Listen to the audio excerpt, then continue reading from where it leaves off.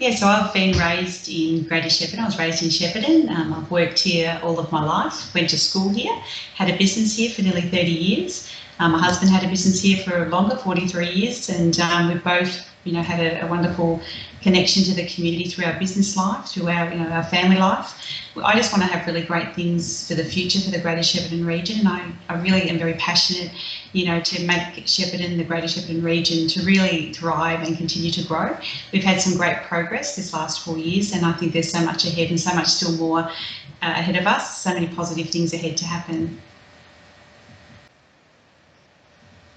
So the Greater Shepparton Council plays a really strong role in educating the community and making sure, I think, that each household has some form of understanding of what they can do, to contribute to climate change and to prevent, continued issues that are affecting our region. So I think the thing about, solar panels, recycling, waste management, all those type of day-to-day things should become a way of life, rather than us, having to set up. Of course, we're going to set up some strategies and have some great policies in place and some guidelines. But I think I would like to see, as I said, it become the way of life and just the norm, so that every day we are, considering the climate and moving towards those changes that need to happen. Look, we're seeing quite a transformation at the moment, and there's more to come. We know that the mall's going to be opened up. There's some revitalisation happening right along Maud Street with the bus interchange. We're seeing a whole transition, and I think it's a time that we need to move with the times, because it's such a moving beast as far as retail's changing. What does the CBD need to look like? What do we need to do? Well, we need to make it be the heart of the city, really, to really attract people into there and have lots of offerings. I mean, retail, services, hospitality, entertainment. I mean, it needs to be a reason for people to come into the CBD, and I think, inner city living is a big one. Getting more people living in the CBD is a great thing.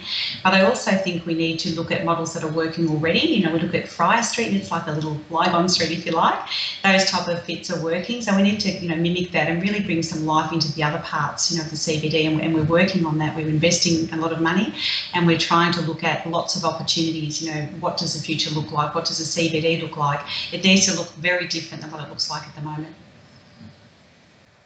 Yeah, look, it's really important that we can, offer the right types of public transport for our community. We are a fairly pulled apart region. We have lots of small towns surrounding the Greater Shepparton area, and we need to be able to make sure that those people are getting the support they need as far as their own public transport.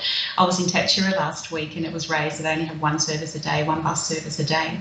So we need to look at opportunities. We know we don't have enough train services. We keep banging on about that, about our Melbourne to Shepparton services. We need obviously more connection into Melbourne to broaden our future opportunities. But I think on a personal level, where we look at our day-to-day living across our own community, I think we need to really be looking at how we can map that out, keep in touch with all the transport agencies to make sure that they are aware of the needs of our community as well, and are they going to be utilised. I mean, it's a whole project that really needs to be mapped out, and what we need to, what the offerings need to be, for a community to make sure that they can connect to where they need to go.